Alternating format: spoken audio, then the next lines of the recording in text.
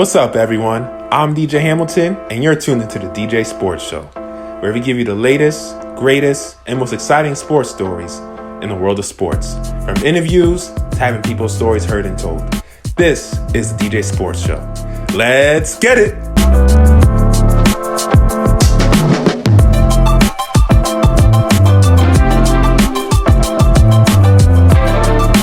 Fresh out of the oven, a new hour of CBS Sports HQ promises to be a delightful treat, much in part to this man right here, Chris Williamson, to a lesser extent me, Russ Thaler. Something for everyone lies ahead, no matter your taste in sport. All right, Tarika, first impressions on Caitlin Clark's performance. And Russ Thaler here with Devin McTavish. Both teams tonight facing adversity for different reasons. My name is John Moran Doyle, but according to Dr. Benson in Wheaton, Illinois, ain't gonna be no more kids in the No more cup holders for you, my friend.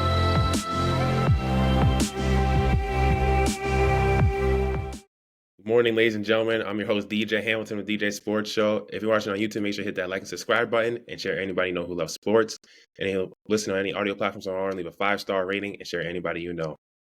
If you guys love sports, man, you guys probably seen this man on your TV screen or heard him on the radio. You've seen him throughout the years, whether it's the MLS, he's been on NBC, Fox Sports, even on local television. He's currently a studio host for the Tennis Channel and for CBS Sports. And he also does U.S. Open Radio as a play-by-play broadcaster and a silent reporter.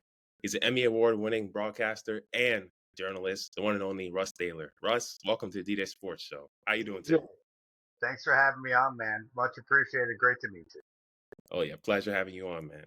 So, Russ, let's get to where it started, because we know you're a well-established man and someone who's well-accomplished, but everybody starts from somewhere, and we want to get to know your origins. So you were born and raised in Fair Lawn, New Jersey, which has kind of had a lot of notable people through the years. Yourself, Brandon Burke, who does play-by-play for New York Islanders, Tom Acker, former MLB pitcher, just to name a few.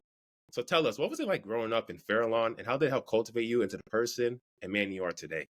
Yeah, I grew up, as you said, Fair Lawn, New Jersey, born in Patterson, New Jersey, and my parents first met in Fair Lawn, New Jersey. So both sides of my family are from that town. So we kind of have deep-seated roots there in Fair Lawn. So I grew up going to both of my grandparents' houses in Fair Lawn, and I grew up a sports kid in a town that sort of has been sort of idealized, right? Like playing football in the street and playing street hockey and yelling car and getting out of the way when the car came and playing. I lived 3 houses down from an elementary school, Westmoreland Elementary in Fair Lawn, and there was a big field, and I remember I was the bat boy, for the little league teams that would come through when I was like 5, so I was just a sports kid, and in a small town, with deep roots, like it's almost out of a movie kind of a thing, except with its own sprinkles, right? Like I'm come from a Jewish family, a strong Jewish population in Fair Lawn, but also Italian and Irish, and we were surrounded by what is the melting pot of the world, really, in that whole North Jersey, New York area. So I was exposed to a lot of stuff, but also had a very strong base in Fair Lawn, New Jersey, where my dad grew up, there, and my mom grew up there. So yeah, so that's my origin story. Yeah, one thing I kind of resonate with you is I might be from a different generation, because I know I was born in 2000, technical generation. We all grew up with technology. But one thing that was different about me, and I was always outside. I was always going outside like you, like playing a car. I was playing basketball with my friends, always going to the park. I always preferred going outside. I never really was a video game guy. I mean, I liked it, but it wasn't something like if it was nice out, I'd be like, hey, I want to go to the park. My mom and godmother used to be like, man, it's too hot outside. Get inside, man. We were working on my basketball game all the time and working on my game countless hours, just like your passion for tennis, which we'll get into. But mine was basketball. Like my goal was to get to the NBA. Fortunately, I didn't have injuries happen and stuff like that. But a passion, the history for the game, and then always studying the greats, and then going to the park, trying to imagine being like them, doing their moves, copying it. That's where you get that vision and that imagination as a kid. And that's why I enjoy it. That's why I always tell kids, go outside, man. Be adventurous. Like, explore. Yeah, totally. Look, and mine was baseball before tennis came along. As you said, we'll get into tennis, but baseball was my first one because that's what we sort of played in the neighborhood. That was our thing. And my best friend, from down the street, Chris Young, like he and I were on little league teams together, but we were always playing wiffle ball or we were playing stick ball. Like that was sort of, stick and ball sports was sort of the stuff that we did, so baseball and street hockey was another big thing, and wiffle ball was a huge deal for us. But yeah, no, that's where so many sort of life lessons sort of were built. And also to a certain extent, I think the learning to love something and wanting to work at something, to be better at it, I think was that. And because it was fun, right? Because you just wanted to go out and keep doing it. I Yeah. wanted to go out and keep playing wiffle ball so I could beat Chris, because he was Yeah. a pitcher and man, he could throw that thing, man, and he knew how to get it to move so much. I had to figure out how to do all that, right? So like the competitiveness was sort of built at a very young age, doing that stuff outside with Yeah. friends, from the neighborhood. Yeah. You don't realize it when you're young, but you're subconsciously building that persistence, that work ethic and all that, and then working with others, teamwork and communicate. So the next question I'd So like to ask you is, when did your love for sports begin? Who was the first person to get you into sports? yeah, that's my dad. I mean, that's for me. That's the easy one. If you want to tie a string through like this whole deal, it would be my dad, because uh, he loves sports to this day. Still loves to play sports. We would watch sports together, and also I think my point of view on sports also takes shape from where my dad comes from. My dad, super successful athlete and competitive in the Hall of Fame at Monmouth University in New Jersey, where he played tennis there, and just had a ridiculous 64-4 lifetime record. Like it's Wow. insane. And but not only that, he was sort of like the happy competitor. Like we played father-son tennis from the time I was like 11, when I could, was just really starting to play the game. But he's the one that got me into sports, the baseball. I remember him picking me up at school and taking me to Yankee Stadium on opening day. I can't remember the year now because it's a long time ago, but I was in elementary school, and yeah, we saw the Yankees beat the Minnesota Twins that day, and Bobby Mercer hit a home run, and that was my first time ever going to the ballpark, and so like that's where that comes from. So from that, my dad was a catcher. I didn't even know that, but I ended up being a catcher, and I'm a lefty, so that's a little bit weirder because we'd have Yeah. to find like we'd have to like go out and search for a lefty catcher's glove, for your right hand. Yeah. Um, and yeah, he's the one that got me on a tennis court. But I think he's the one, that would go out and throw a football with me, and teach me how to kick and all that stuff. So yeah, that's straight from my dad. Oh, that's But and awesome. it's and I just want to add to it. But it's also the sort of this like immersive love of sport. It's not in a fandom way. That's not saying anything about being sports fandom. This is more like I would call my dad to this day. He's a sportsman. Like even Yeah. like he wouldn't say that. It's a very like hoity term. But that dude just loves being out there hitting ball. He'd hit balls against the wall today. Like he probably still does. Like I know he's got his own little ball machine. 80 years old, and just won a national championship in platform tennis. Oh, wow. And like so like but it's like part of him, and I think that's very much rooted in me too. So sport is very much a part of me. Exactly. Hey, we both have something in common. Yeah. What life lessons did competing as an athlete during your years playing tennis and baseball teach you? Life lessons that it teached you that you've carried with you throughout your career and life. Oh yeah, I mean, you kind of touched on it, right? Working with others and communication. Um, I think I found it's funny because tennis became the sport I was like best at, but the truth is I liked playing team sports better Hmm. in general. Like the most fun I ever had playing a sport was freshman football in high school, and it was like my first like organized football since I was like 7, and Wow. it was so much fun in the sense that if you don't do your job, the guy next to you might get his ass kicked. Yeah. Or like like everything was so contingent on everybody doing their thing, and there was something really cool about all pulling in the same direction. And look, I was like a 5'5", hundred and whatever, 50 Something pound guard or something. Like what? it's freshman football. This is nothing great.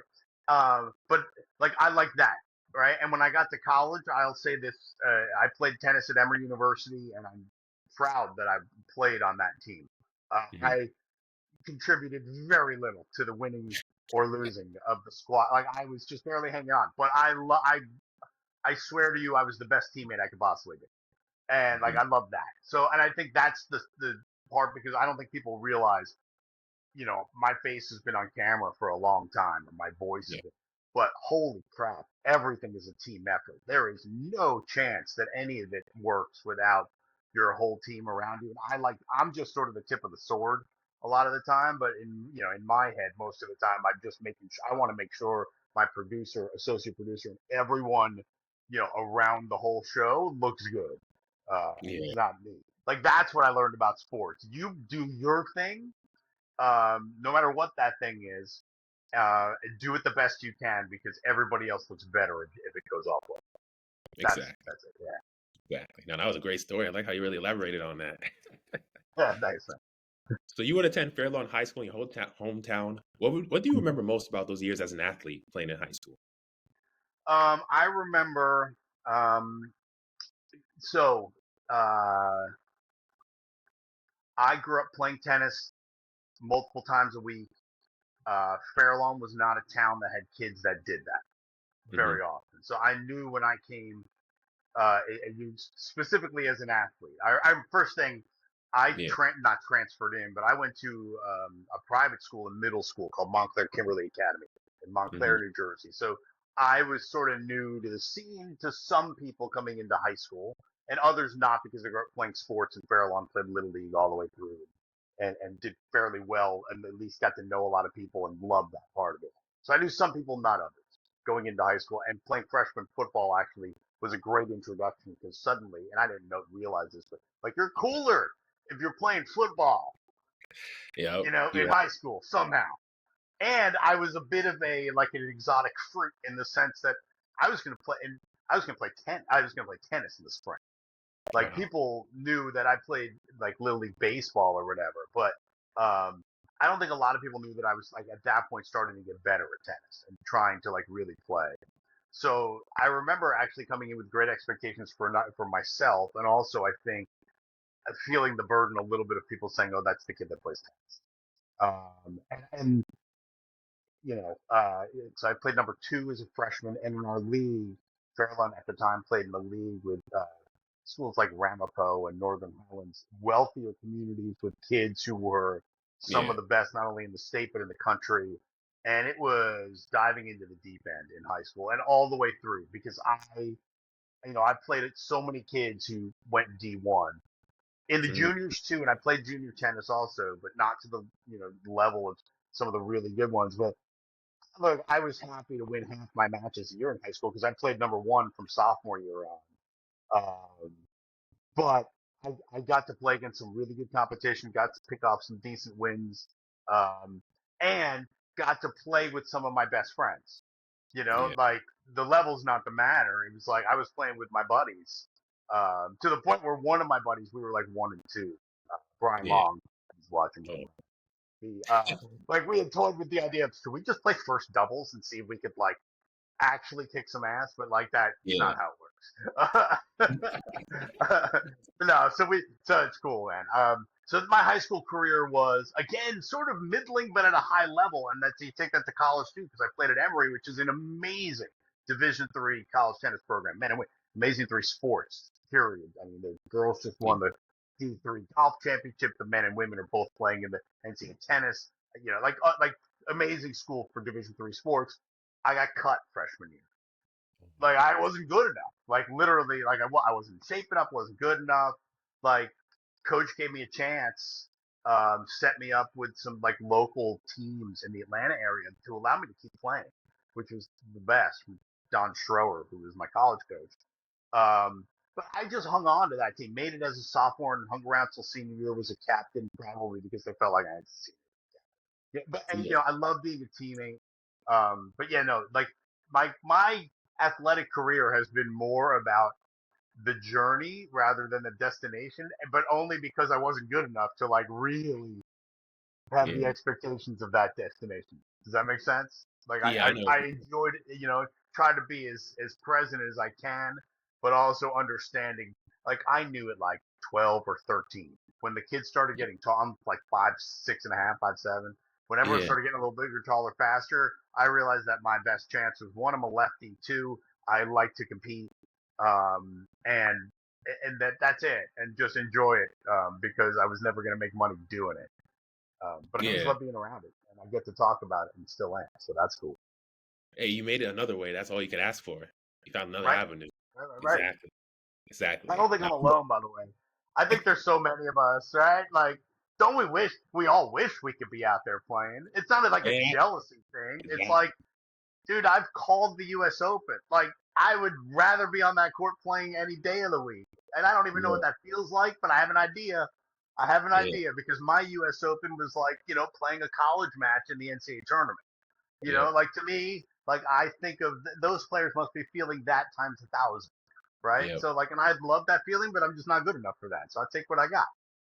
Hey, I know you feel because you feel the adrenaline of the crowd when you're playing. You feed off the crowd. You just feel the energy. You feel the extra emotion. Like, oh, let's go. Let's get after it. Let's get this win. Like you wanna get that win. You want to please the crowd. You want to feel that high sense of achievement. So I know what you Mm-hmm. mean. I definitely know what you mean. Especially with Mm-hmm. me with basketball growing up, like Mm-hmm. on AAU circuit and stuff like that. I don't regret anything because I was always religiously working on my game growing up. I was always working on my game, trying to do drills. I was doing drills. Like, I used to throw the ball up in the air and just like work on blocking shots, like timing your block, and then like drop the ball Nice. and work on swiping under, like Gary Payton, swiping, no swiping, the glove. So those are the little drills I used to do to work on like my reaction timing and stuff like that. Which at recess I was pretty good, but and then AAU I was solid. I didn't get to play till later on, unfortunately, 12, 13 years old because they make it so hard to afford it. So I didn't get to play really before high school. I wish I could have got to play years earlier, but most of my time playing was in high school, playing like in summer camps and stuff like that, tournaments, stuff like that. So yeah, growing up as a kid, I definitely know what you mean. Like you think, oh man, yeah, I feel like I can make it, and you realize. For me, it was like around 15, 16. I tore my ACL, and then once I was sophomore in high school, end of sophomore year, I tore my ACL. I was like, I think I need a backup plan. Yeah. Look, man, I'll tell you something. Like, there are levels to all this stuff, and Yeah, like, so I think we all come to that realization at some point, and all of us do because there's only so many goats out there that like, yeah, there's yet more levels, and yeah, now it's funny because and the evolution of sport, like I just called the ACC tennis championships again hmm, this year, lucky enough to do that, but like those guys 1 through 6 are all like pros. wow, Like it's insane to me how good the level of everything is these days. And like, I could watch a match of Emory's team, in the NCAA tournament this week on a live stream, and those guys are like leaps and bounds better than anything that I probably experienced in my time too. Like I yeah, love it, but I love seeing that next steps. And if we timestamp this in a couple hours or so, or actually less than that, Carlos Alcaraz and Yannick Sinner are going to play in the final in Rome, and those two I think take tennis to like the next level of what like the highest level of tennis is. And that's that's the stuff. I don't know, DJ. Like that's yeah, the stuff in every sport that gets my juices. We're going to get a game 7, in yeah, the NBA later today. We're going to get a game 7 in the NHL Stanley Cup playoff. Like, it's so yeah, funny. I'm talking to you like we're just talking. yeah, This is how I go back to the origins. This was my lunch table in high yeah. school. So Same. that like we talked about sports because like we loved it, right? And three of us, so me and two of my closest friends, are in careers in this stuff, in different avenues. But it's like we're still doing it. We're still talking sports, right? So like, pretty cool. It's a pretty cool deal. No, that's great. That's great. See, it all goes with where you've started now, and you turned it into a reality and passion. Mm-hmm. That's what it comes to a career. So you mentioned your time at Emory, your university, where you majored in political science and played varsity tennis. What led to your decision to commit to there? To Emory, it was literally okay. This is I don't mean this. It's not a humble brag thing. It's because we were there. My dad and I were Yeah. playing the national father-son indoors in Atlanta, and I went and met the coach at Emory.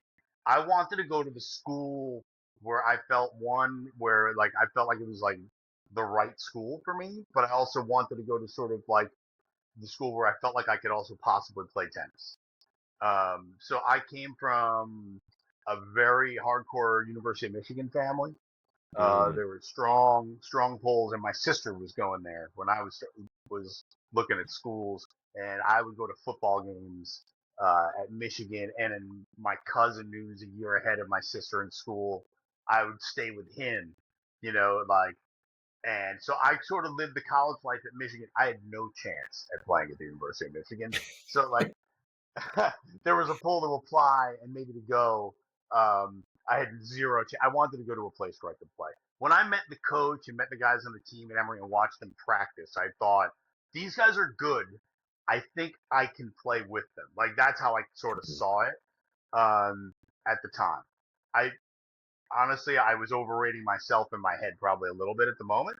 But I also didn't feel like I was out of my depth, and I wasn't in the long term. Yeah. But I also felt cool around. The campus is amazing. It's a beautiful place. It's a really good school.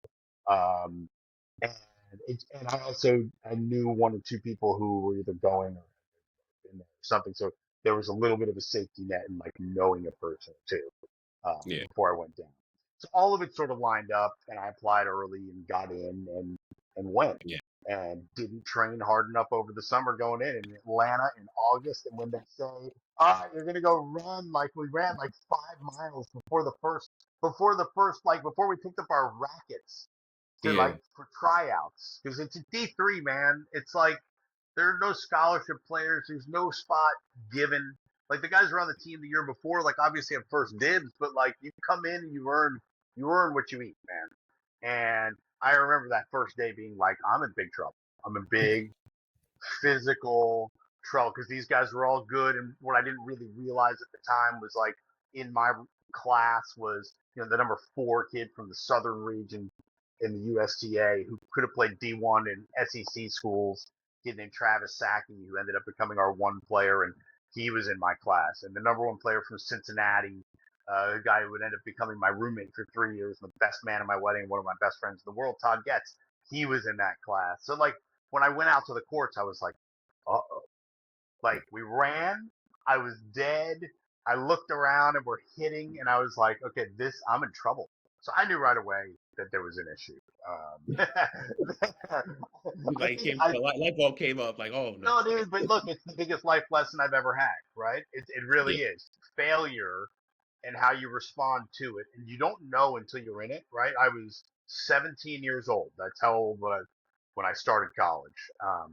And looking back, it's the most amazing response I could have had. I went to the coach after I was cut, and I apologized because he had, been very nice to me. I won't say recruited me. I'll just say he was like really nice to me in all our interactions and everything. And I just felt like I let him down. And I asked if there's any way that I could, try out next year. And he said, well, you're going to need to keep playing. Let me connect you with this person. And then I ended up playing in Atlanta's like men's leagues that year. Also met a guy who became my fraternity big brother doing that. So like all things lead to something, but like that failure. And to me, it's the first time I'd ever had really setbacks, school wasn't like that difficult. Like I had made all the team. I was captain of the tennis team for 3 years. Like the stuff I really put my mind to, like I always had succeeded. So it was a huge shock to the system to fail at that age, and how you respond to failure. And I've found that throughout the rest of my life. That's not the last time I failed in life, and it won't be the last time. I guarantee you, there's going to be something I'm going to fail at sooner rather than later. It's how you respond to it when things don't go your way. And that was my best lesson I ever did. And it was something that I didn't know how I was going to respond until it happened. So I don't know why I did respond that way, but I can tell you that I seriously messed up my classes that first year because I didn't understand. I needed that schedule. I'd never not played a sport. So I was in double jeopardy, right? Like I wasn't on the team. I partied way too much, and I got myself in serious academic problems. Where I had to do summer school, and then I had to try to make a team that I wasn't good enough to make. So, and I worked my butt off. I did. That summer, went to summer school, both at Emory and back at home at Bergen Community College. And I had to get all A's to get the right GPA. And I also, for the first time in my life, I really dedicated myself to like getting in better physical condition. And it's unbelievable sometimes what you can do when you're up against it or when you put yourself in it. At that point, I felt like I put myself in it. And so, yeah, that stuff has sort of fueled me all along because I haven't been perfect and things haven't always gone the way I wanted them to, or as quickly as I wanted them to, or in the direction I wanted them to. And it's just basically how you keep moving forward. That's more important than anything. Sorry, man, I'm getting a little deep Oh, on no, you. no, you're good. You're good. I'm Well, no, enjoying this. Just listening. yeah, Nah, one yeah, thing I I'm like. sorry, but like, yeah, you're bringing up some serious stuff for me, but it's Yeah, awesome. Yeah, I yeah. appreciate it. Oh, no problem, man. One thing I was gonna say is that you're right. Like failure really does. What's it called? It teaches you more lessons, and you learn Hmm. more from it than when you succeeding in life. Because it teaches you, okay, how to be resilient, how to get back up when life knocks you down. Because life is not always sunshine and rainbows. I always say it's not always going to be sunny Yeah. outside. I always tell that to my friends too. Like there's going to be some days where it's pouring rain or it's cloudy, it's dark outside, but you got to find a way to get through that dark tunnel and find the light again. And Hmm. that's kind of like a metaphor what you basically just said about how your college career went. And I applaud you for bringing that up here on the show. I really appreciate that, man. Hmm. So the next question I was going to ask is, we're going to get into your stories with some of your dad, because I remember we were talking about this the other day, LinkedIn. You were laughing. He's like, you got some great stories. So when I was did some research, I saw an old New Jersey newspaper, and I dug it up. And so while your time at Emory, you played with your father in some great matchups, tournaments. Tell us more about those experiences, because you Yeah, had some look, really cool. and I mentioned it before. We started playing when I was 11, right? Yeah, And so this is how everything sort of ties in too. So our first match, I think we lost 6-1, 6-1. yeah, Um, to a team called the Lubas, Luba. Okay, and older gentlemen. So my dad and yeah. I'm young. I can't even really hit a backhand volley at the time, like nothing. I'm 11. It took us like a few years to even like win a match. So we played the Lubas, and that turned out to be sort of like brother and uncle of another Luba team, father son, that Hmm. we would play throughout the years and had a long history with at the father son court. Mike Luba, who's a year older than me, the son, became one of my closest friends at Emory. And he was there a year before me. And Mike runs the concert venue, helped build it, and now books it and everything at the West Side Tennis Club in Flushing, Queens. An amazing venue if you ever get a chance to go there. 13,000. They used to play the U.S. Open tennis championships, Yeah. Park Hills. So that small world, right? Because Mike's the one that I grew up playing father son with, who I ended up at Emory with. And one of the reasons why I felt comfortable going there was Mike. Now, as far as playing father son, we started getting better when I was like 15, 16, started playing some national tournaments. And I remember I was 15 years old and we played our first national grass court tournament. And we had just played the tournament I think you're referring to is at a place called Orange Lawn in South Yeah. Orange, New Jersey. Um, and there used to be sort of that was Orange Lawn was the warm up for the Agawam Hunt Invitational in East Providence, Rhode Island. And that's a tournament that my dad and I continue to play to this day because it's like the one event we're going to play to until both of our knees fall off. His already did and got new ones, and I'm going to need a new one now too.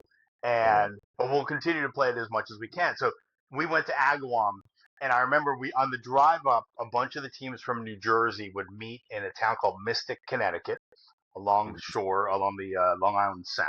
Beautiful little town and we we ate at the Seaman's Inn. I'll never forget that. We all got the lobster bisque, um, and it was our first year. And a guy named Laddie Fair, who's since passed away, but the Fairs were legendary father-son tennis team, and Laddie played at Rutgers and was an amazing athlete there. And Ladd said the back draw is the place to be. And we said, "What is that?" And he said, "Well, if you lose in the first round, you go into the back draw.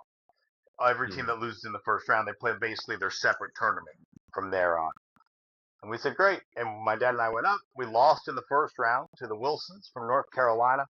Hard fought, like 6-4, 6-4.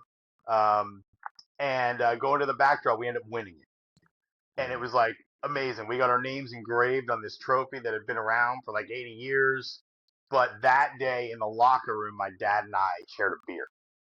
So like Mhm. that was the first time I ever had a beer. And it was with my dad Wow. after we won a tournament, right? Like how awesome is that? Like again, Yeah. like ridiculous like it's yeah, it's ridiculous stuff. It's amazing. So just from there, we played all like like I remember we the one year we played the national father son hard courts in La Jolla, California. It was my senior year of high school, and we thought this is our last chance really to do it because I'm going to be going to college and it's just going to get harder and harder from there. and I was playing some of my better tennis. I thought, at that point, I probably didn't play my best till I was out of college. But at that point, I was pretty good. And we lost in the first round to a team who, like, the son was like a nationally ranked kid in the 16s. He was awesome. And the father played number 2 behind Jimmy Connors at UCLA back in the day. Cornell was, and I can't remember their first and last names, but man, we got our asses kicked. But it was so much fun. Like, we were like, the top 2 seeds were the Pughs, and Jim Pugh and Rick Leach at the time were the number 1 doubles team in the world, and Jonathan Leach, and his dad, Rick Leach, were the number 2 seeds, I think. Or maybe it was flipped 1 and 2. We got like these amazing. John played at USC. His dad was a legendary coach at USC. John's married to Lindsay Davenport now, who I worked with at Tennis Channel. Like, it's all like, anyway. Like, yes, my dad and I traveled the country and played father-son tennis. Like, we came 1 point away. This is going back to the Lubas now.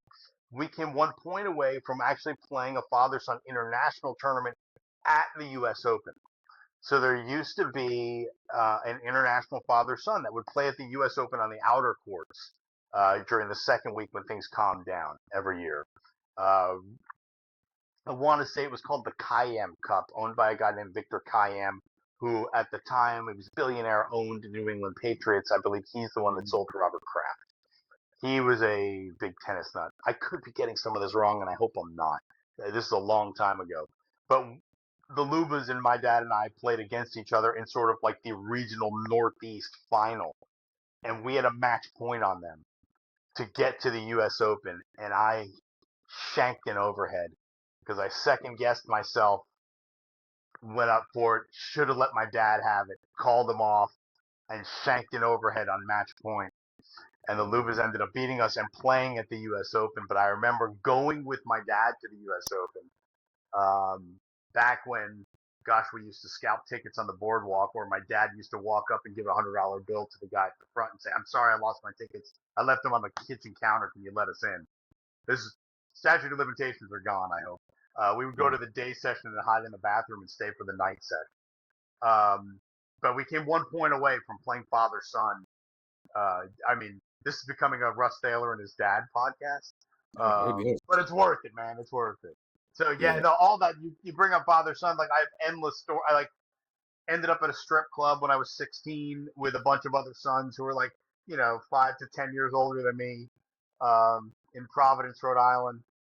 1 year, many years ago, one of the other sons, and sort of we lost him, but he was asleep on a park bench. We found him. Like, there's stuff. Pulled one father-son team away from the keg the night before they upset the number 1 team in the nation.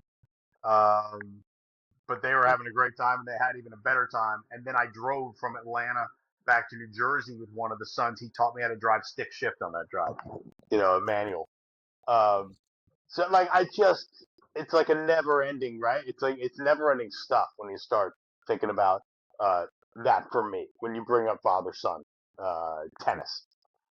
Oh, that's awesome, man. That's awesome. I can't believe you were 1 tournament away from the U.S. Open. That's just, like, again, this is father-son tennis. Yeah. It's all good fun, but in that specific instance, we were not only 1 tournament, I was 1 overhead away. Like, I shanked that overhead. What's funny is that, like, it sounds like it should haunt me. It doesn't. Like that was, that's more of a fun story than anything else. Oh, that's funny. That's funny. Yeah. That's something you always tell your grandkids, kids, everything. Mm-hmm. So while at Emory, were you pursuing a career in sports media? Was it something you always planned, or was it something that you kind of stumbled upon? No, I faked my way into sports TV. I will say I wanted to do something in television. I was always enamored. Growing up in North Jersey, I mean, the sports guys that I saw were like a murderer's row, from Warner Wolf, Let's Go to the Videotape, Len Berman, to Sal Marciano. Bruce Beck was the longtime number 2, and he's still there as number 1 at NBC4. And then on the weekend, you'd see the George Michael Sports Machine. So, like, that was sort of like, to me, that was sort of ideal. I didn't know how to get there. I applied. I will say I applied and got into Syracuse's Newhouse School of Communications. but I got into Emory, and I could play tennis there. There was no men's tennis team, and I don't Mhm. think there is to this day at Syracuse. But I wanted to try to play tennis in college. So I had it in mind, right? I did like morning announcements at school. I very much liked being in the front.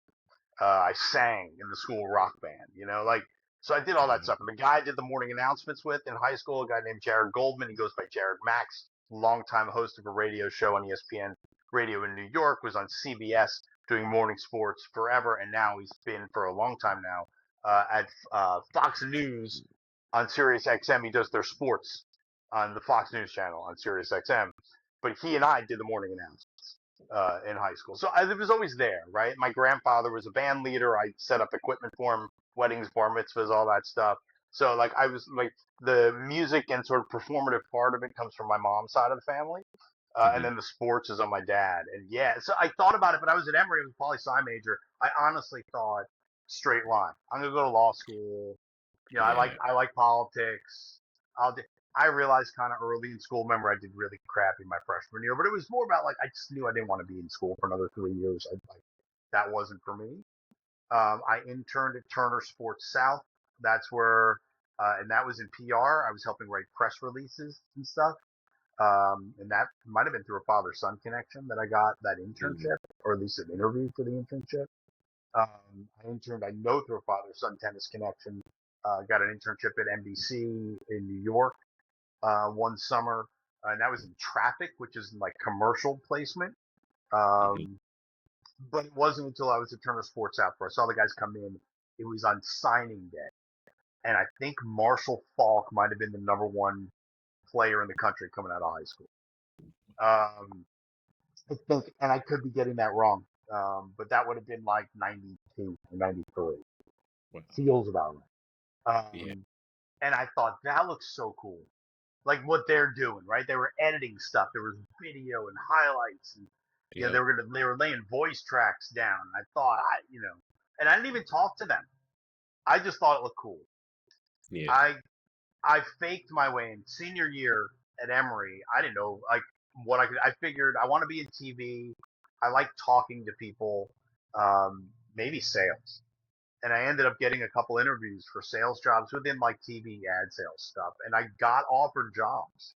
And I thought Mhm. that's really cool. I don't know what the hell I'm doing except having a conversation with someone.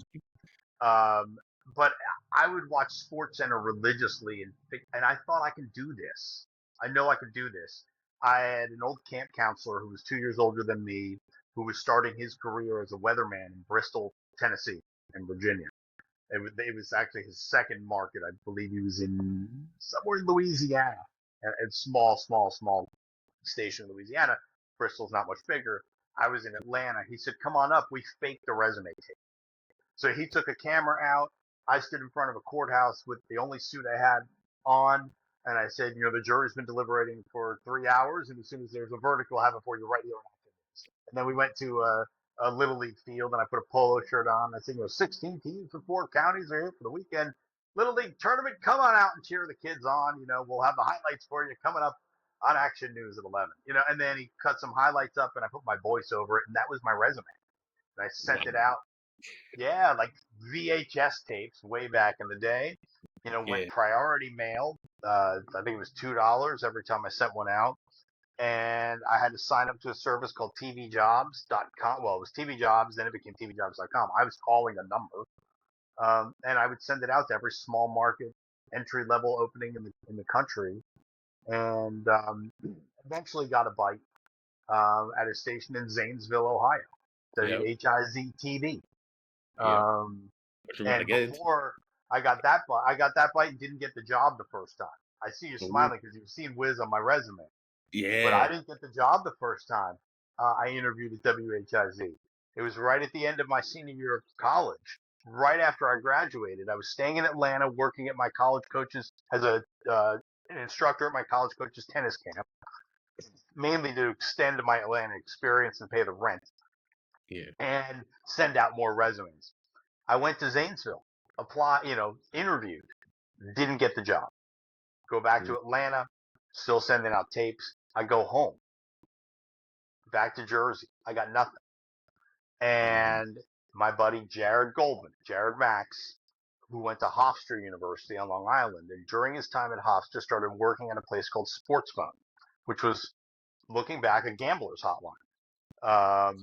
We gave the updated scores of every game going on every 10 minutes. It started in New York City, in Manhattan. It was now at that point based out of a basement place in Elmont, New York, across the street from the Belmont Racetrack. He got me an audition at Sports Phone, and I got the gig. $6 an hour. It cost me $11 round trip to get there from North Jersey. I was living at home, so I wasn't paying rent. Yeah. But 2 hours of my day were spent on tolls. Yeah. And I did the updates for Sports Phone. And my first supervisor was a guy named Don LaGreca. Don is now a legendary voice in sports radio in New York and has been for a long time. And in fact, Jared, I was just looking at it because I changed my phone. I told you this. I just saw Yeah. some old pictures. There's a picture of me and Don and Jared in the LaGreca basement in Fair Wow. Lawn, New Jersey. Fair Lawn, it might have been Hawthorne. I can't remember, but now, and I listen to Don's brother Dave every day on Busted Open Radio because I'm a massive pro wrestling fan, have been my whole life. If you want to go down that rabbit hole, I can do that too. But so yeah, man, Great. it's all good. It's all good. No, that's awesome, man. What? I didn't know you got rejected the first time. That's I did. Oh yeah, sorry. Yeah. So I got rejected the first time. I worked for Sports Phone. I Yeah. go back to Bristol to update my fake resume because I'm like, well, I've been talking a lot, using my voice. I've been in situations. I've got a little more experience, right? Let me update the resume. While I'm there, Zanesville calls my parents' house. Remember, this is pre-cell phone. They call my parents' house, who then call my friend's house in Bristol and say, Wiz is trying to get in touch with you again. So I called them. They said, do you want to come up and re-interview? We've got the job opening again. We liked you the last time. So I drove. Oh, shit. Are you okay? I drove from Bristol to Zanesville, Ohio, because I had my suit. I was going to go redo my resume. It might have been a new suit. I might have gotten a new one.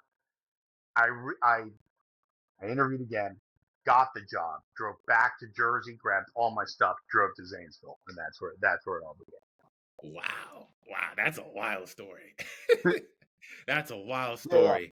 it's kind of crazy how, like, look, and those are the only jobs I interviewed for. Wow. Only Zanesville. I never interviewed. Like, I sent my resume out every time there was something, right? And I never got anything from anyone more than a form letter, or if you're lucky, something handwritten, Yeah. saying we'll keep your resume on file. Yeah. Zanesville's the only one. And they came back, they had the thing, and yeah, that's where it started. Crazy, right? No, that's crazy. I see during your time there, you were a sports anchor and weather reporter. So kind of paint a picture for us, the audience, like seeing a 22-year-old, 23-year-old Russ on television. What was it like Who for had never you? been on And TV. also, who also helped guide you during those years to ease the transition for you during that early stage of your career? And how big of an All adjustment right, was so for let you? me just say, I knew nothing. I knew nothing going in. And I told them that, and they knew that, right? Like, I was green as grass, man. Never been on camera, never held the camera to shoot it. This was all fake, right? Like, I was faking it till I was making it.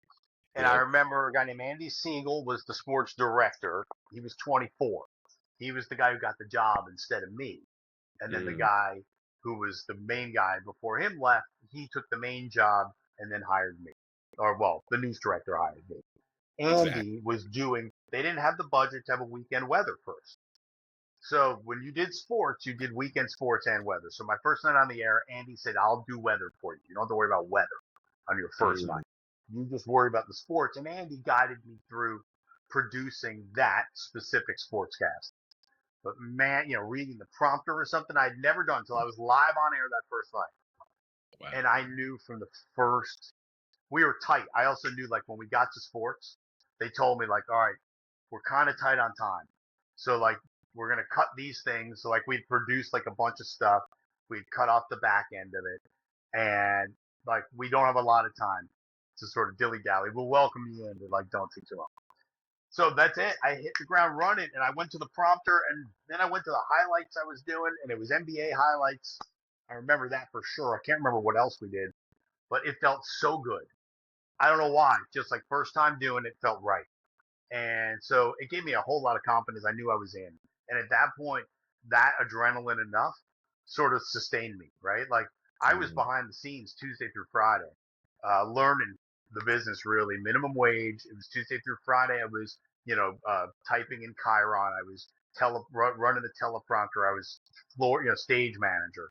Whatever they needed me to do, that's what I did. And if there was a story I could do in the times where I wasn't needed in the studio to do that stuff, then I could try to figure that out. And then on the weekend, I had to figure out how to do weather. I was staying in front of a chroma key green screen, Mhm. BSing, from the National Weather Service, but it taught me how to ad lib and think on my feet, and Yeah. also talk like I knew what I was talking about when I didn't know what I was talking about, Yeah. because people are actually watching that news, you Yeah. know, for the news and the weather. So it was an incredible experience in a place where the expectations weren't. So every place. I've been lucky. I don't know. I'm Yeah. sure there's still a bunch of us around, but I've worked at almost like every level, right? Like I just been lucky enough to take almost every step along the way. And the higher you got up, the closer you got to sort of that network level, Mhm. sort of the smaller your responsibilities were. Like whereas in Zanesville, I was responsible for every little thing about every. I was shooting it, Yeah. writing it, editing it. I was sometimes typing in the Chiron, making sure all of it. So, like, but the stakes are higher, the pressure's larger, and the leeway for making mistakes is much smaller, right? Right. So Zanesville was an amazing place to start. It was market 204. Mhm. You know, New York's one.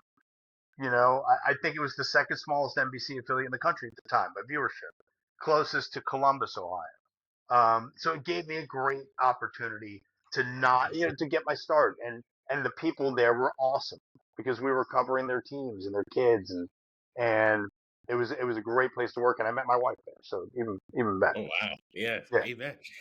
yeah, So your time in Zanesville, you learned a lot, like you just said, from teleprompting, production, on air, and all that. So you took all those experiences and it kind of helped you as you progressed throughout your career. So from there, you went to KLKN TV at Lincoln in New England as a sports reporter, Fox Sports Net shortly after, before landing at NBC Comcast Sportsnet Mid Atlantic in the Washington market. I saw in March 2001, where you earned the Emmy Award for your reporting work as a chief digital correspondent and play-by-play basketball and soccer announcer. So what did it mean to you to see all your hard work recognized all those years early on when you didn't even know what you were doing, ultimately into you becoming an Emmy Award winning broadcaster? And what are the yeah, man. steps you took to get there? Yeah, man, that it's crazy. Like I don't know, I'm just like putting one foot in front of the other. Like honestly, and Yeah. I've had some amazing people like mentors to lead. I learned. I always feel like I became bar mitzvahed in Lincoln when I worked with a guy named Larry Putney, who just sort of showed me what it was like to be a professional. He really showed me how to shoot and edit. Um, who gave me the confidence that I could be something bigger than that. He would always say to me, "Russ, you're going to be big time. I can tell you, you have all the talent in the world." He would say that to me, and like that was incredible to hear that from someone who I just respected so much. He was 10 years older than me. He was a father, and he was a great dad. And he bowled at Nebraska, so he was an athlete, and we kind of connected on Yeah. that level. And so that helped me. So and then I got lucky to go to DC and basically do everything there is. Like it was hard to put down on a resume, like what I did in DC. I kind of did everything from like, I became like a Forrest Gump when I look back on it of that time, of that Yeah. era. Yeah. Like Maryland won the national championship right when we started. I was the O's beat reporter our first season, which happened to be Cal Ripken Jr.'s last. So think of the circus Mm. that was. And then I covered what was then the Washington Redskins. I was the beat reporter. I got the Dan Snyder experience. That was the Marty Schottenheimer year.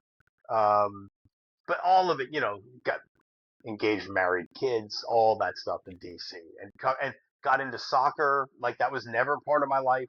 Got really into hockey. That had never really been a major part of my life. And then soccer and hockey became the things that sort of like paid the bills forever. Not forever, but for a good 10-year span. Like it was soccer and hockey that paid my bills. So like DC, that whole Mid Atlantic was really it was just a great incubator for my whole career. And I feel such a level of gratitude for my time there because it was, those are the good times. A lot of it. Yeah. Oh no, you had a lot of great times. Yeah. But what was your reaction when you won the Emmy, and what are some steps someone must take to get to such a level? Okay. Uh, I was. It was our first year on the air, and I Yeah. kind of knew this intuitively, and I learned this later on. Emmys, a lot of horse trading going on. It was a Comcast Corporation coming into a new market. I feel like Yeah. so many of us won Emmys that year. Like, eh, I don't want to knock it winning an Emmy. I was happy to have won an Emmy. I am I am an Emmy Award winning sports journalist. The piece that I won an Emmy on was an essay that I wrote at the end of Redskins training camp that I wrote I called it a farewell to Redskins.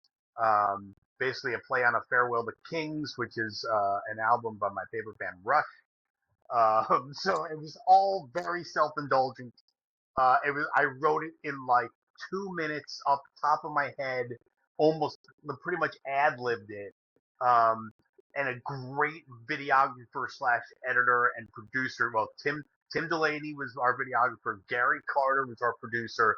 And the three of us put together this awesome little like minute and 20-second montage homage to a Redskins training camp that we had just covered. Okay, that's what it was. And I just felt like, great. I never applied for an Emmy again. I never put together an Emmy tape again. I felt like it's not like it was the best work I ever did. I was happy with the work. It just felt like a little silly to me, and to Yeah. me, it seemed like people were more excited than I was about it. Um, and I forgot to thank or mention my wife when I had to make the speech. I never thought about winning it. So like I've bittersweet emotions about. I'm happy I did it. I never needed or wanted to do it again. I don't put that much stock in it, but it is fun to put on the resume. And if I want to pump my own tires, I can look at my Emmy, which I think is behind. I don't even know where it is. It's on top of my dresser, but it's behind crap. The other stuff. Yeah. No, that's awesome. That's crazy. That's crazy that you. It's kind of funny how you downplay it, because Well, I most mean, wouldn't it's do just that. like, look, it was nice, but it's like it's nice, but I think those things are I've also been in offices of people who've lined up their Emmys around the walls, and it's I don't know meant to either intimidate or make to Yeah. me it feels like that's their Ferrari. Like I don't know, like I don't need that. I'm happy I have it, and yeah, it's cool. No, that's awesome. So even though you won an Emmy, you one thing about it, you're really humble. Like you continue to pursue, and you're still hungry. You're always trying to improve, always trying to get better. So I saw you went on to host Washington Post Live for 7 years, anchored a daily news program, Sports Night, for 13 years before jumping to national television in 2011. So what kept you motivated despite having an Emmy attached to your name? What kept you going?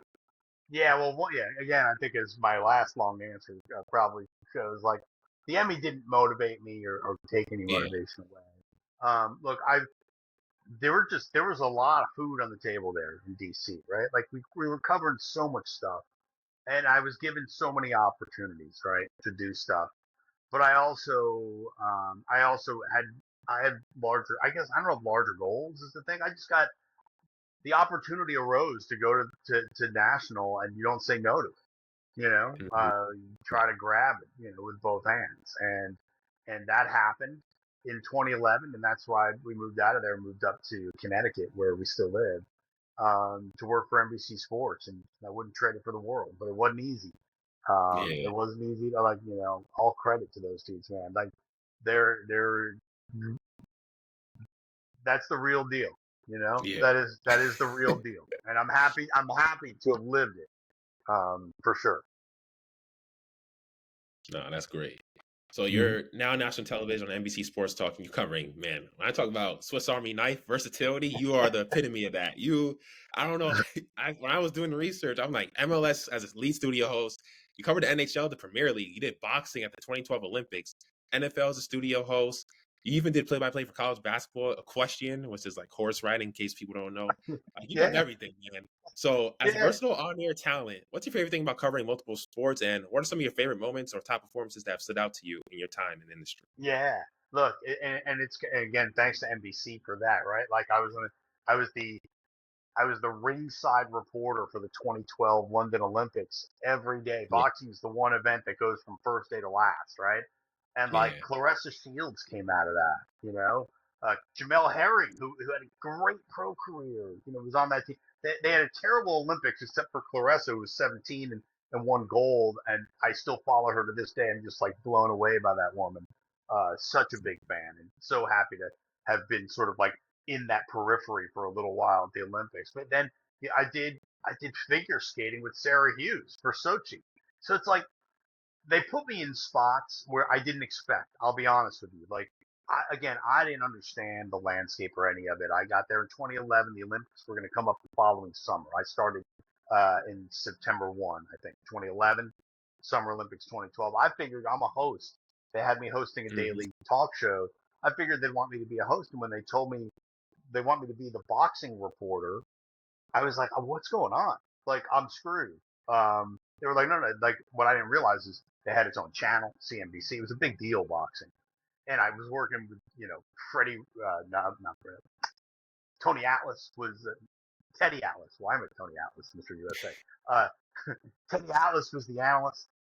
Just like just Bob Papa was the play-by-play guy, and I was the ringside reporter. And it just like they put me in positions that otherwise, like I can't believe that I'm in. Like I just can't, doing doing figure skating segments on the ice at Chelsea Piers next NBC with an Olympic gold medalist in Sarah Hughes. Or watching Sarah Hughes' gold medal performance from the Olympics in an edit bay with my family and Sarah Hughes' family.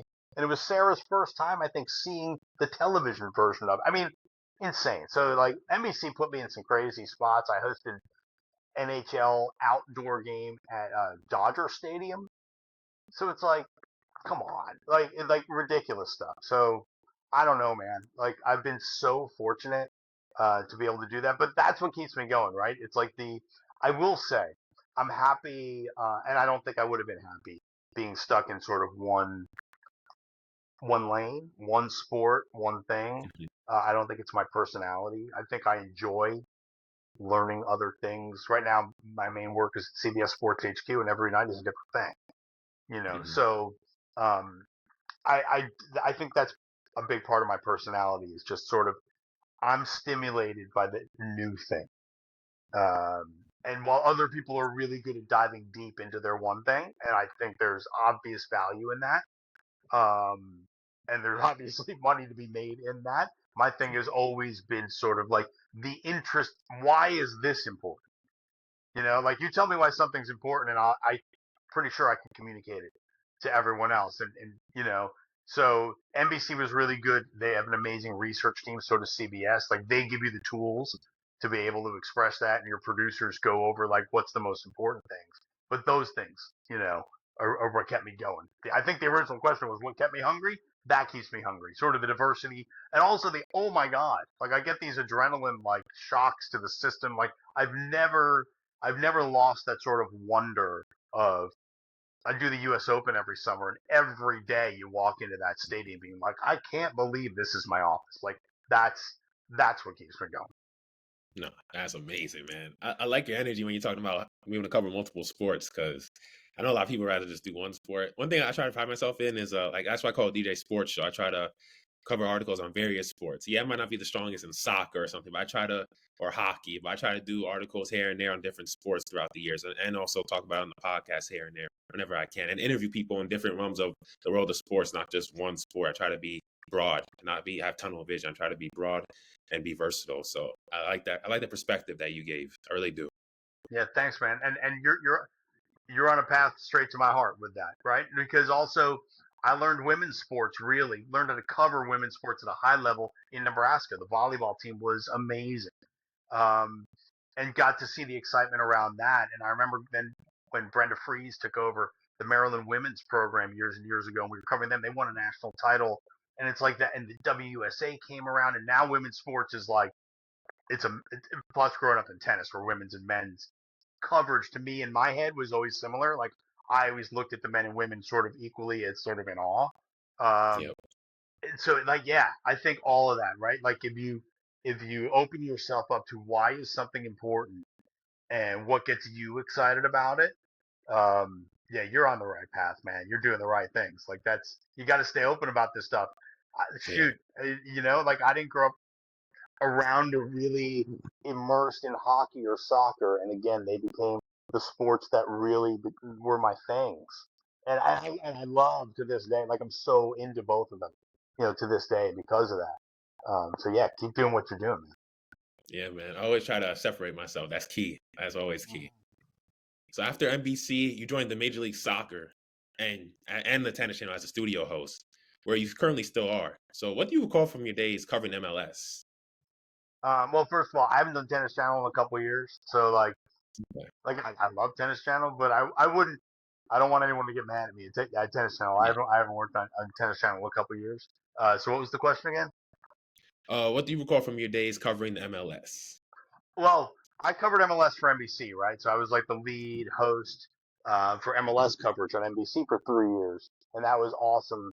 And I covered DC United for 10 years prior to that when I was in DC. That's what sort of got me.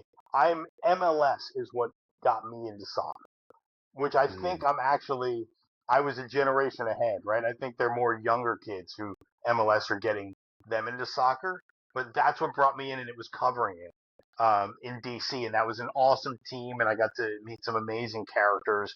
And then when I got to NBC, I traveled the country with really like smart, smart soccer people. Shaw Brown, our producer, to this day, one of my good friends, and is just so immersed in the world and loves it so much and is so knowledgeable about it. And yeah, so I'm not going to name drop everyone I worked with, but um, hockey's the same way. And I think with MLS though, when I left NBC, and basically one of the reasons why I left NBC was they no longer had the rights to Major League Soccer, and that was my job. mm, Um, well, I went and worked. Like I had friends within the league office, and they were really nice enough to give me work. And I worked with them on their burgeoning like video side of stuff, and I covered the playoffs and got to work with some new people that now are continuing to work on the Apple side at MLS. And so I'm so grateful to Major League Soccer. They were the first people to really give me steady work after I left NBC and Tennis Channel right around the same time. I started working there too. But yeah, no, like MLS, like it's amazing to me to see. Look, I didn't realize when I started covering MLS in DC, the league was really close to folding. Early 2000s, they contracted the Florida teams at the time, Miami and Tampa, and it was a really small league. I didn't know enough, like I was new enough. I didn't realize the depth of the problems until much later. But I just so enjoyed being involved. The guys who did the games for DC United, I ended up doing sideline for the games, and they taught me soccer. Like John Harkes, who was captain of the U.S. national team, and I probably didn't understand or have enough reverence of the impact that John Harkes had because I just wasn't familiar with the culture enough.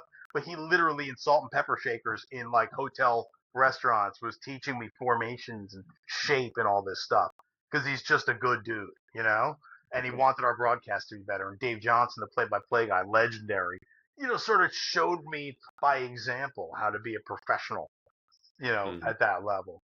So it's like you sort of take little things from everybody. So when you ask me like what I get from working on a Major League Soccer, I don't know. I get little pieces of stuff from everywhere Yeah. I go. I'm trying to sponge it up, like and be better, for it in myself. But yeah, MLS was an amazing. I just sat in a conference room with David Beckham, getting ready for, you know, I think about it now, like I'm on the desk hosting and Landon Donovan's, like this is Wow. while he's playing, and like I don't know, like all that stuff. I can step. I think I have this ability, or at least I think I still have the ability to step out of my body and be like, can't believe I was able to do that stuff, and I'm still doing that to a certain extent. So, um, yeah, it gave me all that stuff. It gave me all these stories and these life experiences. Nah, that's awesome, man. Soccer, I can't imagine being in that Coliseum, that big stadium with tens, thousands of people in there. You're just feeling the aura, and then you're reporting on the game, and you just feel the energy. Like I can't imagine how that feels. Yeah, look, it's the same as you're in a hockey arena for playoff Yeah, hockey. Was lucky enough to cover the Caps, at some big games at MSG, and also, in DC at their Cap One Arena now. Um, and it's there's dude, the adrenaline's real. You mentioned it before, the crowd and all that stuff. Like the crowd's not there for Yeah. you, but like you're Yeah. there. Shoot, I've been on the sideline at Virginia Tech when those first notes of Enter Sandman hit. You hear nothing after that. You're just jumping. I mean, you're going.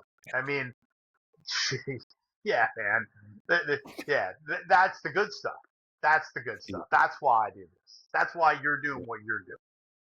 Exactly. No, Yeah. exactly. So after soccer, you kind of went primarily to tennis. You went to the USTA, where United States Tennis Association, play-by-play and silent reporter. You started there in August 2017. What about the Mhm. sport of tennis that makes it unique from others? And what are some of the greatest matches you think you've had the opportunity to cover as a reporter? Ooh, that's great. That's Because great. you done some great stuff. I saw on No, YouTube the U.S. Open. I've been real lucky, and the greatest matches I think I've called them for different reasons than you might think. Like, Yeah, look, and let me preface this by saying I've never been top of the heap on the tennis play-by-play, you know, pecking order. So I haven't called those major finals. Like I didn't yeah, call Rafa Roger, like that stuff. yeah, I wish I did, and I would have loved to, obviously. But like, so when you say the like my favorites, I've first of all, as you know, tennis has been the sport of my lifetime. So just being able to call tennis and be at the U.S. Open and call tennis, and my parents actually came and visited me once. We got them up in at Arthur Ashe Stadium in the media booths where I was calling a match with Liz Smiley, a former pro, and my parents got to actually watch me call part of a match. Like that stuff means more to me than anything. But I remember Taylor Fritz losing in the first round of the U.S. Open to his good buddy Brandon Holt. Brandon Holt is the son of Tracy Austin, who was one of my coworkers at the time at Tennis Channel, who was so kind and nice to me. Tracy's legendary former world number one Hall of Famer, two-time U.S. Open champ, who hit with me at her hometown court in Southern California. Like, and that was around the time that Brandon broke through, got through qualifying, and beats Taylor Fritz. Like, and I'm calling the match. Like, so like there, there's certain ones of that. I've been lucky enough to call a lot of the big stars, sit on the sidelines for U.S. Open radio and do some big things. But it's honestly, it's more about just like I can't like. Again, I'm a kid. I was a nerd. I was a tennis nerd in junior high school for science fair. I did a tennis racket play test because a buddy of mine, again, father-son tennis, they owned a tennis store, a tennis shop, so I borrowed a bunch of demos and I hit with them. I came up with my own ratings, and then, excuse me, because they owned the store, they gave me the displays, so I had like the giant racket and the ball and stuff. And like, so I'm just a tennis nerd, man, and I love playing and I love being around it. I love the gear and the shoes and the rackets. And like, I'm just like, look, I play golf. I have played baseball. I'm a tennis guy. Like I'm a I was a tennis player. I'm a tennis person. It's been a huge part of me in that sense. yeah. I'm similar to you, but for basketball, like a basketball Right. nerd. Like Right. I It's love like that. there's just levels. Yeah, And look, and I just got done covering a lot of Caps hockey. And I love hockey. And I played men's league. I learned how to skate at 41 because my hockey dad friends, my oldest son was totally, a hockey guy. And I love hockey and I feel very connected to that sport, like for a lot of different reasons. But there's just yeah, something about tennis. Like that's my thing. yeah. And I that's like definitely know. basketball to you. Yeah, I definitely because growing up, I used to read all these library books of the history of the NBA, greatest coaches, greatest Mhm. players, greatest games. Like I was just a sponge, like you with tennis. Like I was growing up watching the game and then also reading it, going online, looking at top highlights, watching hardwood classics, like just trying to absorb as much knowledge as I can. And I think that kind of helped me as I got older.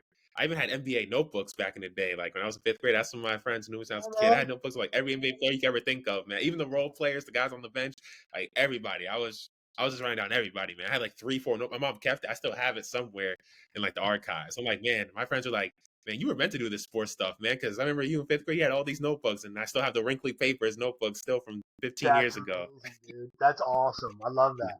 That's so awesome. Yeah, yeah. So I always used that. I was like, man, maybe I was meant to do this. Maybe it was my Yeah, calling. look, my buddy Jared, like I remember my buddy Jared, like he used to call into the sports talk radio shows when he was like 12, 13, like into high school. like massive Vikings fan for some because he liked the color purple when he was a kid. But he'd go to like Vikings bars. But he went to sports broadcasting camps. Like he knew, like he was all about it. Like I love it. Like, Yeah. and it's so cool when that stuff pays off when you're doing that thing that you love to do, and you're doing that too, which is amazing. No, And I I, apologize, my dogs are barking like crazy. no, it's fine. So you joined CBS as a studio host in May 2022. What do you enjoy the most about working at CBS?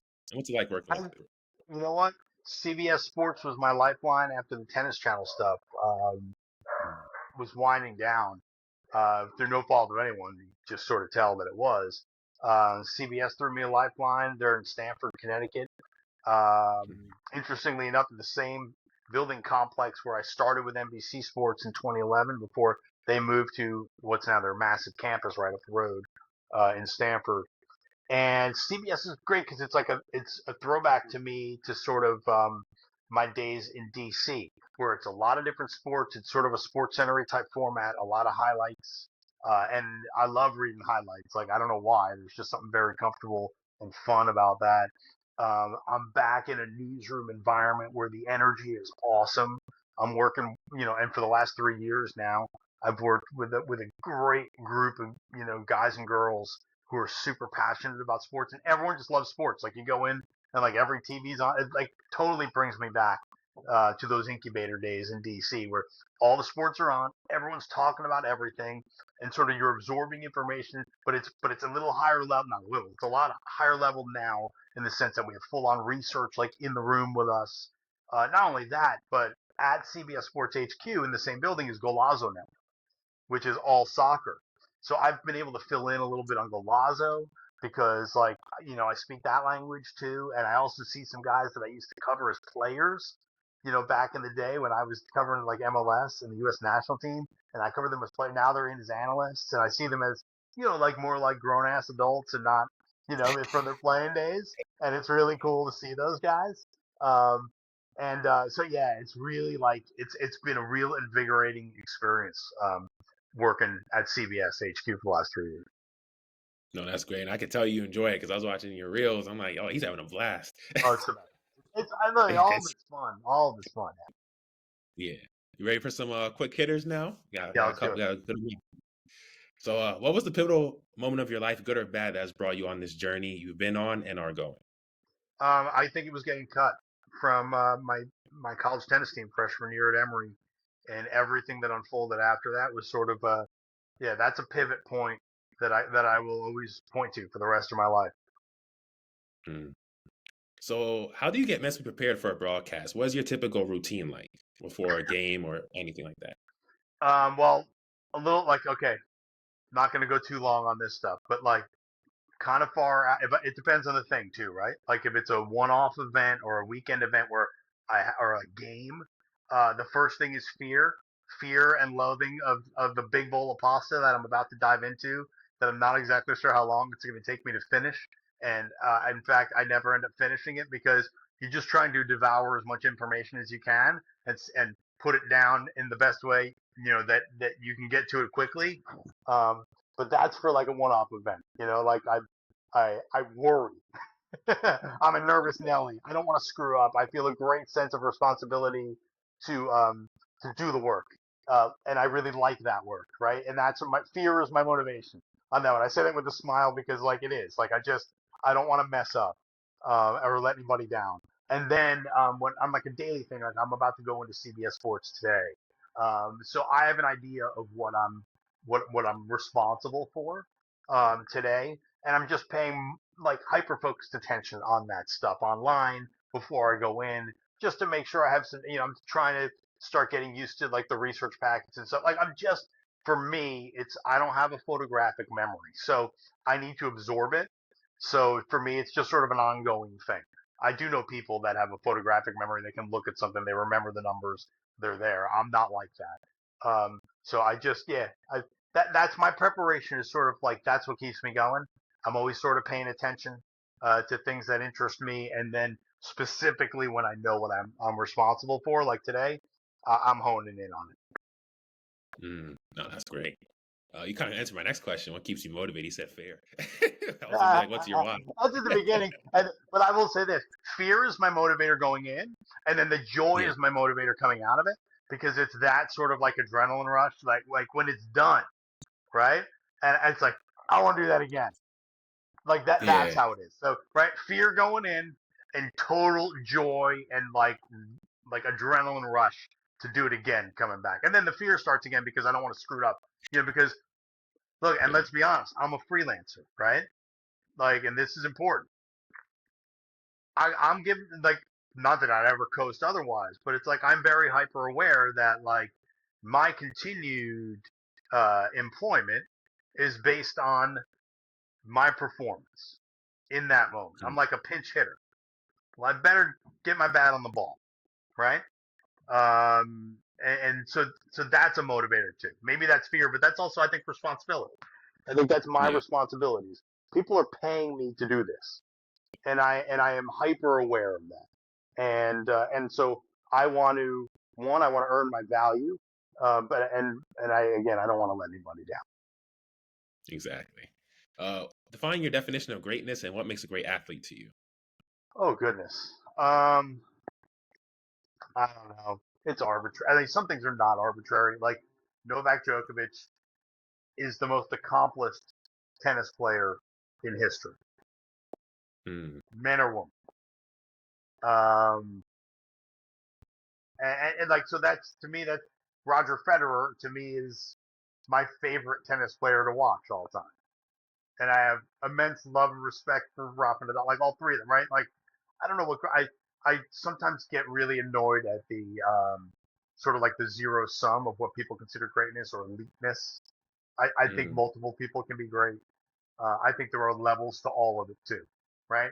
Like um, I've sat next to some great tennis players in the booth who would tell you that they're not great compared to other players, you know? Um, so I'm sorry, it's an obtuse answer, but I don't think there is yeah. a definition of greatness. I think it's all what you consider it, and I am not inclined to argue with someone's perception of what is great and what is not. Yeah. No, that's great. Any cool athlete interactions throughout your career? Like what interaction with an athlete covering sports? Yeah, look, I've been lucky, right? And the coolest ones to me are the ones who have treated. And look, I've been lucky enough to like interview one here, one there. Like that the job offers, right? Like I'm a huge pro wrestling fan. I remember WWE did a SmackDown in DC, and for some reason they sent me out there with the camera. I think we might have been light on material. I loved it because I was going as a fan anyway, but I got to meet John Cena and Mickey James, and to me that was awesome. They were super nice and amazing and really good at what they did and continue to be. But the coolest experiences I've had are the ones where I actually, like I mentioned, John Harkes, former U.S. national team captain, teaching me about soccer tactics. Like that's an experience I'll never forget. Sitting next to, she'll get mad that I'll mention her name, but like Lindsay Davenport, just Mm, listening to her, break down tennis matches, sitting next to me in a booth is pretty freaking amazing. But then talking to me like I'm just another dude. Mary Carrillo, same thing at the U.S. Open. Like people that I've been able to meet um, who I respect for what they did, but didn't know them as people, but then come to find out that they're going to treat me as an equal professionally and personally. I've been able to go out to dinner with some people who I watched play on TV. Like those are the cooler interactions to me, and the ones that I am eternally grateful for because I also know um, most people don't get a chance to experience that. yeah. You Yeah, know. getting to know them on a personable level. That's really, yeah, Yeah, and then genuine, and then genuine stupid little relationship. things, and then stupid little things.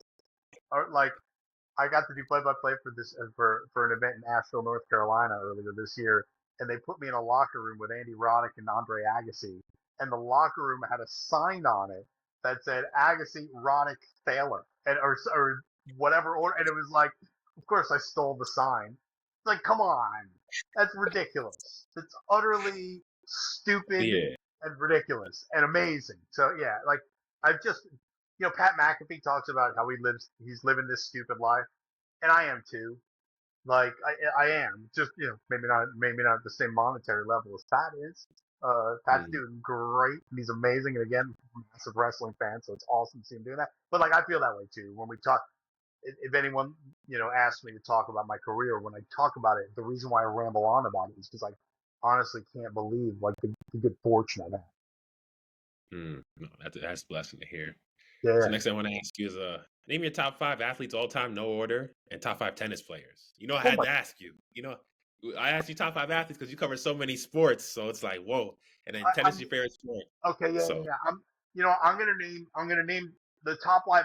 I'm gonna name the top five athletes that I've seen in person, okay, okay. and I'm gonna name them in order of how ridiculously impressive they were in person. Not necessarily because. So number one is Shaq. I don't think I've ever been Mm, around a larger human being in my life. And when I first saw him, he wow. was young Shaq, and he was across the gym.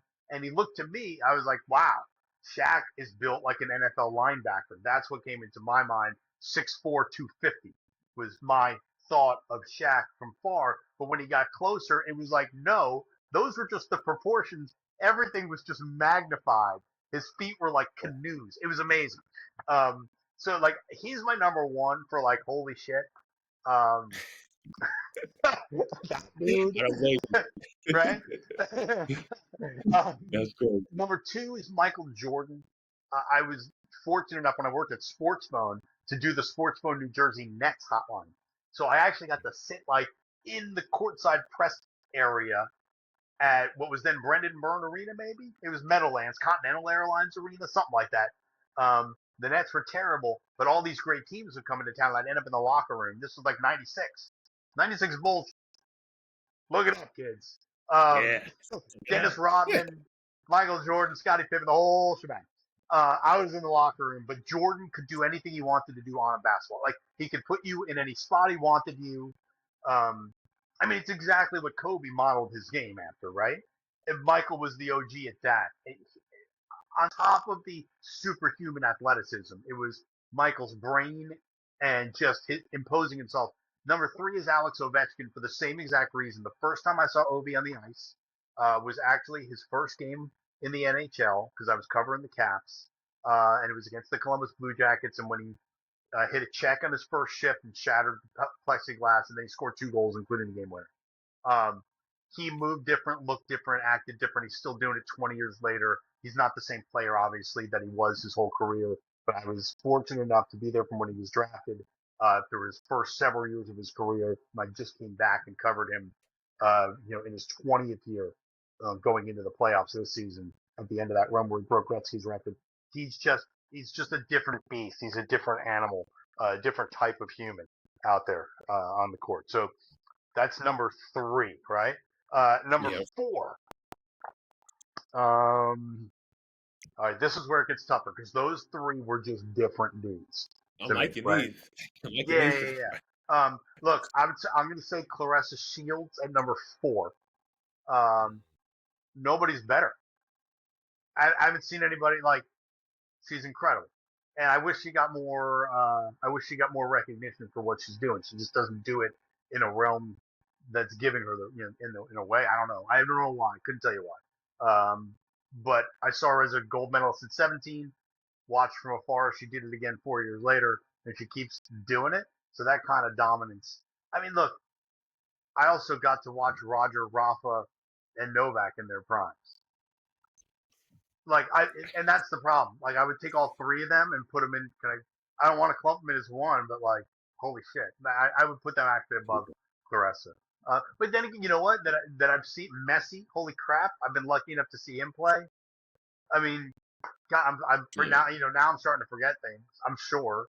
Um, I haven't. Yeah. Shoot. I never saw Ronaldo play live, but I did get a chance to see Messi. Um, I don't know, man. There's so many great ones that I should have put Messi up there. Now I'm screwing it up. I'm terrible with that. Yeah. And I'll just give you my top five favorite tennis players that I've ever watched. And that's just Federer. I thought McEnroe was the best tennis player I'd ever seen. I'm a lefty. He's a lefty. As a kid, I wanted to play like him. I wanted to yell at people like him. wanted to do all that. He was the coolest dude. Like, I'm not the only one my age who thinks that John McEnroe is just the coolest guy ever. And I've been lucky enough to meet John. I've been lucky enough to meet his brother Patrick, and they're good dudes. John's is exactly how you would think he is, like unpredictable, right? He would even tell you that. And so I would put John McEnroe and Federer in there somewhere as tennis players at 1 and 2. John was my first Federer. I thought like I enjoyed watching play even more. I didn't think that could be possible. So we'll go Federer 1. We'll go John McEnroe 2. I loved watching Martina Navratilova play. I was just a huge again lefty. I just felt like I learned a lot about competing watching Martina play. So I'm putting Martina in there, and I loved watching Pete Sampras.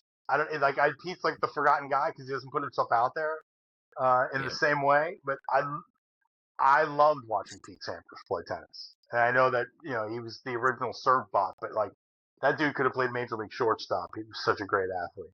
So there's my 5. That's tough. Yeah, That's another tough call. Yay. Yeah, a detailed list for both. I love it. I love the detailed explanations. The one that really got me was the Shaq. He was like, "Whoa!" I thought he was 6'4". You're like, "Oh no, 1." That dude's the largest. I've never got to see Andre the Giant. I've heard Paul White, the Big Show. I think Shaq's the biggest dude I've ever seen. Yeah. Probably like it's like when I was growing up, I had the story of Goliath. Probably if I saw Shaq, that's probably this is Goliath. I was fortunate enough to interview Manute Bol, and I was told before I met him, imagine the tallest person you can think of. He's taller, and that's true. Like he was a beanstalk, man. Like I felt bad for him. He died shortly thereafter. He got sick in Sudan and never recovered. What a great guy, though. But man, he was so tall. But Shaq is the most impressive. Like, holy moly, unbelievable. Yeah, totally. I don't know how you can be that size and have that mobility and jump like that. Young Shaq, dude. He's telling you, but everyone else would too. Like untouchable. It's the thing that's, and LeBron I should have put in there too. Is like just he can get himself anywhere on the court he wants to be too. He's another one. I don't know. I shouldn't have left LeBron out of that, to tell you the truth. I totally forgot about LeBron. He's amazing too. 20 plus years, still doing his thing. Bigger, stronger, and with better vision. Nikola Jokic is going to be the next one, because he's the other dude like right now, like who's unreal to watch play. Like so much fun to watch play. I always say Jokic to my friend. I said when I was seeing him grow up to the player he is now. It's like, man, it's like Bird, Bill Walton, and Dirk in one. It's like, yeah, and remember I was saying like, there's new levels. Like I was saying, like Alcaraz and Sinner, like raised levels. I think Jokic is kind of like raising the level of how basketball can be played. Like Bird did that. I feel like Bird did that. Magic definitely did that from the point guard position, right? No one had seen a 6'9" point like that really. A power point too. And I think Wemby has the opportunity to do that too, right? Yep. But Jokic has it all right now. Like Jokic is the most, and dude doesn't get tired. It doesn't seem like he looks like it. He looks like it all the time. No, but he's sandbagging. He just I've seen too many athletes look like they're dead. Remember, I covered soccer forever. Yeah, that's true. Acting like they're hurt. Yeah, they're still flopping. No, he's amazing. Like, amazing. Top 5 favorite music artists of all time. No. Oh God. Okay, Rush is my favorite band. That's number 1. Golly, again, I grew up around like Rush and Genesis. That whole prog scene is what got me into music. Rush stayed with me my entire life. Favorite band, bar none. Then you go down after that, it's like I get in moods, right? I like, every white kid in the suburbs got into hip hop in the 90s. I feel like Public Enemy was a big favorite of mine. I grew up on, the Run DMC classics from the 80s. And then I'm actually appreciating the Beastie Boys more now than I think I did when I was of that age, got into the jam bands in college, Dave Matthews type stuff. Um, and then got into more like the angrier stuff, the Rage Against the Machine, angrier with a vibe and a message kind of a deal. So, your Rage Against the Machines type of deals in the 2000s, and then got really into guitarists later on. John Mayer really like caught me with his breakout album, Room for Squares. Like I started learning how to play guitar, and I would bring that music to him, and he'd be like, "Holy crap, this guy's amazing!" And that turned me back down towards Stevie Ray Vaughan, who I wasn't into as much as I should have been, probably. Um, let me do that. When he was still alive. So I've kind of bounced all around. Rush has always been my North Star, and after that, it's sort of like, what mood am I in? Because I got super into Americana for a while with Uncle Tupelo and Sunville, bands like that. So yeah, sorry, I'm really bad with lists because then I Oh, start you're going off good. on tangents as to why, and I can't give you a top five, because it's all a matter of what mood I'm in, and Yeah. what's coming on. It's all That's why. subjective. Oh yeah, it's music, man. Music is music, and it's all subjective. And it's interesting to listen to different stuff that my kids have gotten into. Um, and my wife got super into Taylor Swift. And then I started listening. I was like, wow, got really into that and really started appreciating that more too. So it's like, yeah, I'm sort of all over the map. But Rush is my North Star. Oh, that's great. North Star, I like that. Yeah. I only have like three or four more for you. So, who were some of the people that had the biggest influence on your career? Because remember, I was listening to Brian Fenley's interview the other day, and he mentioned a guy named Scott Fisher. So, who are some of Yeah, the people yeah. that had the biggest Mr. career? Fisher, Scott's my old camp counselor, a couple of years older than me, who was in Yep. Bristol, Virginia, and Scott is still he's still the chief meteorologist at, I believe, the Fox affiliate in Austin, Texas. He's been there a long time. Just a great guy. And without him, I don't get in the industry. He's the one that helped me fake my resume, and Yeah. he's just been a great. George Hyotis gave me my first job on TV. Don LaGreca gave me my first job in media. Um, and Larry Putney taught me how to be a man in a lot of ways in the adult world. Like, not that I didn't have those influences of my dad and all the men in my life, and women actually taught me how to be a man too. I shouldn't, shortchange my mom or my grandmother or anyone, or my sister. Um, but Larry was the one that I watched close enough in my age to sort of see operate on a day to day. That and then when I got to DC, it then that became a whole community, right? Like then that whole thing became a community, from a guy named Andy Siegel who was the producer. A lot of producers with it. I'm a big producers guy, because I just respect what they do so much and their importance, and my relationships with the ones that I've really worked well with. So Andy Siegel, a guy named Frank Chris Foley, is another one. Adam Littlefield, Andy and I did a show called Washington Post Live for a long time in DC. Littles is now and has been for a while running the day to day on the Premier League coverage for NBC for a long time. And he was a young pup coming out of Maryland when I was working with him, and it's just so awesome to see. And so many of those people that I worked with in DC have sort of like raised their game, which also leads me to Mm. believe that I had a whole lot of good examples around me. I had some talented folks that I was learning from by osmosis on a daily basis. When I got to NBC, Shaw Brown, I mentioned him before, huge influence on me. So was Arlo White, who was our first play-by-play guy for Major League Soccer. Now he's the lead voice on Live Golf. Was the voice of Premier League on NBC for a long time, and we basically lived together for 18 months till he got the Premier League gig, and then John Strong picked up without missing a beat. John Strong jumped in a really tough spot, coming off like an incredibly talented broadcaster, and John jumped right in, and he's still doing his thing for Fox with soccer.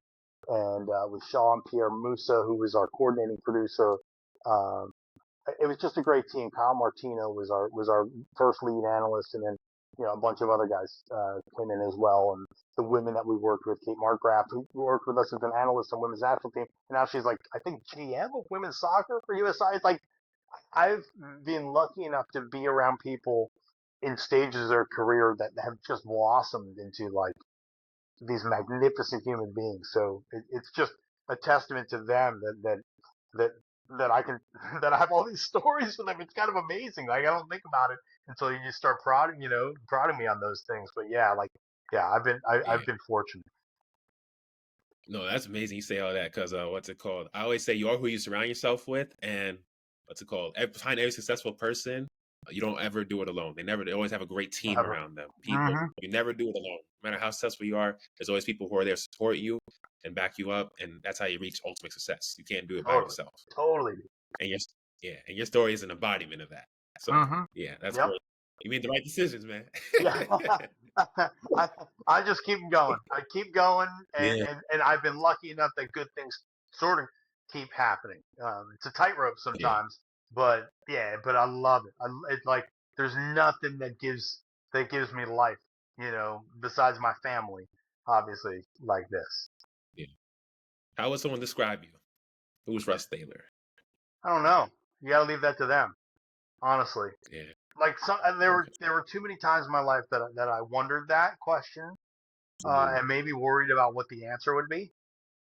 Um, and I think look, I'm 51 years old and I'm not perfect. So Mhm. I'll leave that to other people. I'm doing the best I can. Mhm. Uh, Yeah. and trying to recognize and trying to be sort of like, self-aware as possible. Knowing that I'm not always 100% self-aware. So yeah, I don't know. Mhm. I'll leave that to others. Hopefully they say nice Yeah. things. Who do you like to see on the show? But you have to help me get them on.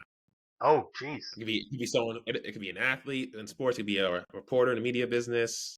Yeah. It could be Yeah, anything in okay. sport. Anybody. That's a good question. It I mean, doesn't have to be just one person either. This could be multiple. Like if you help me get them on. It could be more than just one. yeah, I mean, I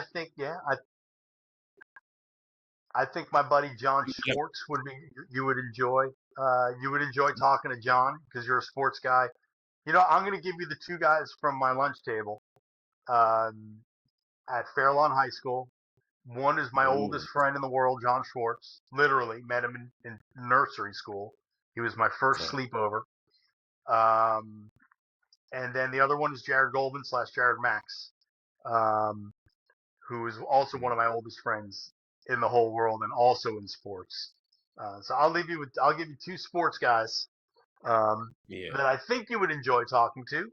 I Yeah. know I would. They're not, yeah, those are my guys, and Yeah.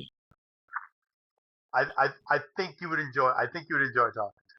And you know what? Yeah. And if I could, I might give you a third, and that would be my old friend Andy Siegel. And the reason why I say Andy is Andy was an amazing television producer who's no longer in the TV business, but he is still Mm. producing content. He is one of the best human beings that I've worked with overall, and he's continued to show that now. So I would say, John and Jared, and then Andy Siegel would be the guys. And I Okay. will connect you. I will connect you with them. Hey, I like that. I appreciate that. I like the robust of options. I like it. The plethora here on DJ Sports Show. Last question I like to ask, and I always ask this to all my guests through the years, Russ. When people think of the name Russ Thaler, what do you want your legacy to be? I don't care. I don't care. Like my legacy is for when I'm dead. I guess I'll be dead. Mm, I don't know. I'm doing the best I can. Like, and I'm not living for that. I'm not living for legacy. And like, and I, and I don't want to knock anyone who is, because there are great human beings doing great things who have the opportunity or are leaving amazing legacies. But the truth is, I don't have that. That's not my drive, for better or mm, worse. My drive is to yeah, do the best I can in everything I'm doing and enjoy it and have fun and have other people enjoy it and have fun and honestly not take it too seriously, because what I do isn't that serious. I'm not that yeah, serious of a person. I talk about sports for a living, dude, and have my yeah, whole life. Like, I don't know. I'm just trying to be a good person and do something I love and enjoy it and have the other and be able to support my family and allow them to do the things that they want to do. Like that's all. That's all it is. Like that's it. Mm, no, that's a great answer, man. Now, before we came on the interview, I thought you were gonna be a serious guy. I was kind of nervous before the interview. I'm not gonna lie. I'm like Emmy Why? Award winning broadcast journalist. Yeah. I was a little nervous yesterday going through the questions, and then the last 2 days just reviewing the questions, and then before the interview today, I'm like, oof, oh man. I was like, I hope this Now goes you're well. like this guy. Shut up. Yeah, I was like, because I'm usually I can get a sense of all the past. I've interviewed a lot of people through the years, so I can kind of get a sense of if this is going to be a great interview, are they going to give me a lot, or they're going to kind of hold back. I get it like in the beginning. From the beginning, I got it right away. That oh yeah, he's giving it all. I'm like, oh yeah, I like this. Not gonna hold back, man. Like why not? Like Yeah, that's the thing. Look, anyone who's stuck around for an hour and a half or however long we've been talking, um, yeah, why not just be me? Like, and there's good and bad exactly. in everything, and I'm not perfect, and Yeah, yeah. But I've had an amazing experience doing stuff that I love. So hopefully people enjoy yeah. it. It's a long ride. Hopefully you're in the car, getting to where you're Oh going, and I hope you're getting there safely, everyone. Oh yeah, people are gonna enjoy this episode for sure. But Russ, this has been a pleasure, man. Like I really appreciate you taking the time out of your busy schedule to come on the show to hear your story, your journey throughout your tennis career, to also your broadcasting career, and all the adversity you overcame and stuff like that. And I really appreciate you coming on the show and telling your story. So Russ, I just want to say thank you, man. DJ, I appreciate it, man. Thanks for the platform. Thanks for the time. It was great to meet you. Oh yeah, likewise. Ladies and gentlemen, has been the DJ Sports Show here. If you're watching on YouTube, make sure to hit that like and subscribe button.